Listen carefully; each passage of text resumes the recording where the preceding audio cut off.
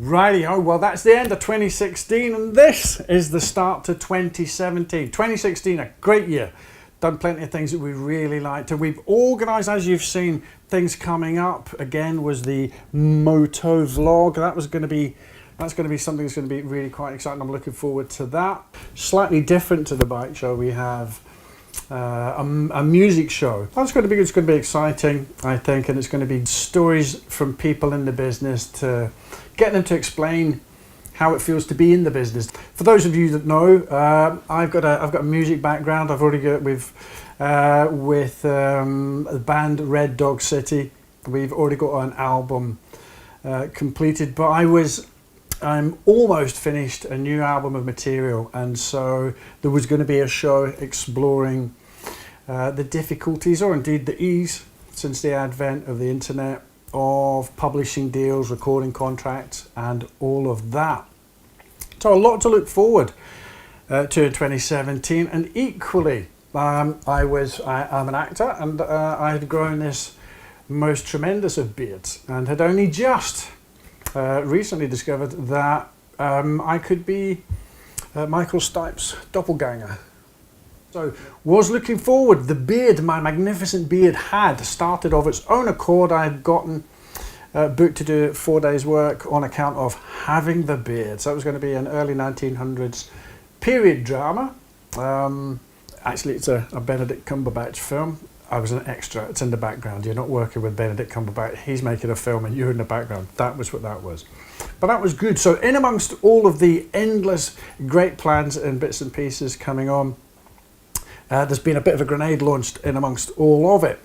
Back in August, I was sat at the piano just putting some finishing touches to one of the tracks, and I was singing. I hadn't really warmed my voice up, and it was sounding a little bit croaky, a little bit hoarse, but it was a nice sound. I was quite enjoying it, and I wasn't massively pushing it.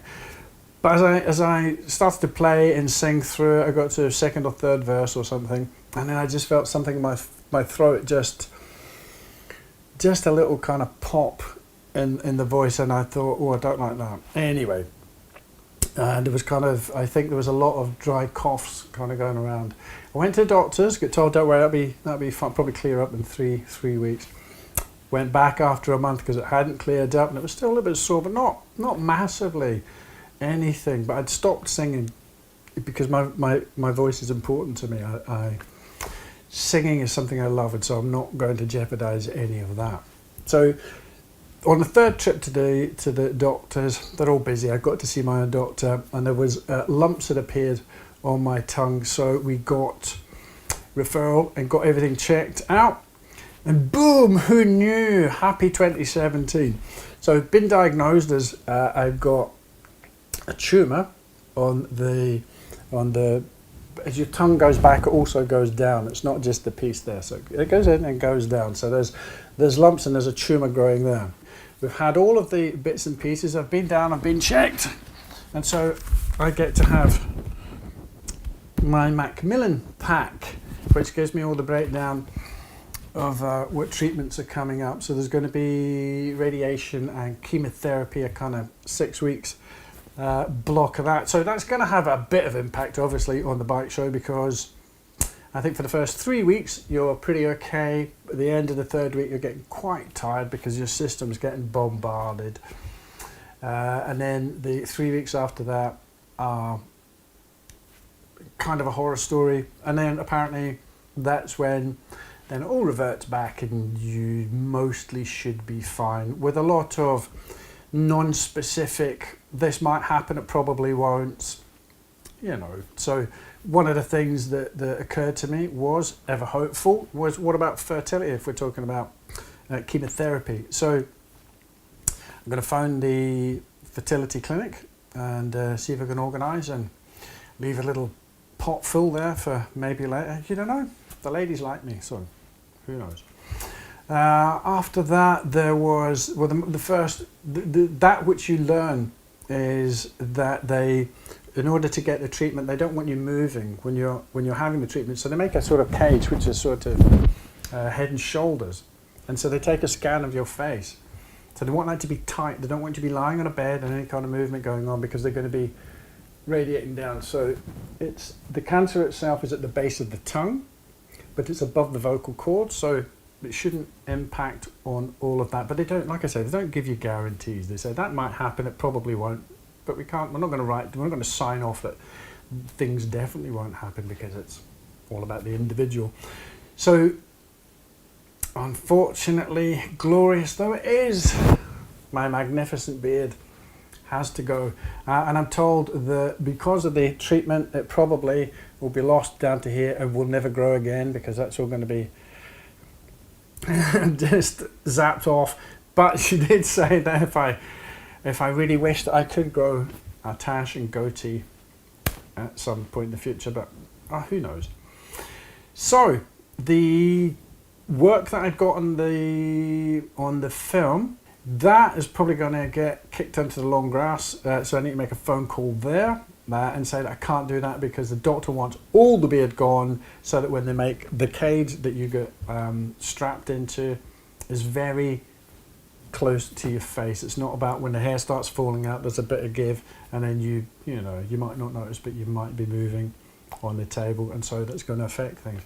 So we're gonna log and see what it's doing, and kind of have just a week by week. This is new to me. I know we've all heard of hundreds of people that have cancers and different things, but this is definitely.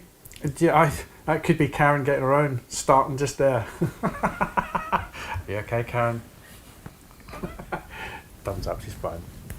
That's how it started with me. Right, so this is my first, hopefully last, but in fact, my second.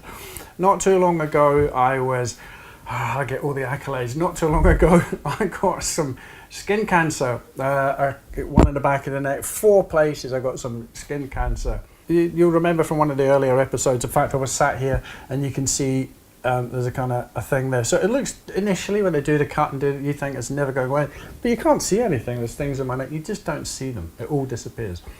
So likewise with the tongue cancer or throat cancer, because it's not really, I don't have desperately bad symptoms. There's no lumps on my neck or any kind of thing. It's gone through to the neck. Well, it's still in the tongue. So the prognosis is good. It looks like, from what I hear, as horrible as it all sounds, it's actually the best side of horrible. It's all we don't really like that. We want to start things very now. So we're just going to log through the first 3 weeks. It should just be not really notice anything, and then the back 3 weeks of where, because you're irradiating everything and you're shutting everything down.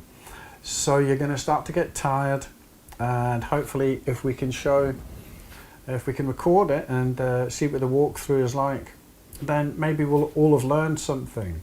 So that's it. So I hope that I will try and tell you as much as I can as we go through it. It won't bore you to tears, but we'll try and record as much as we can and go through it.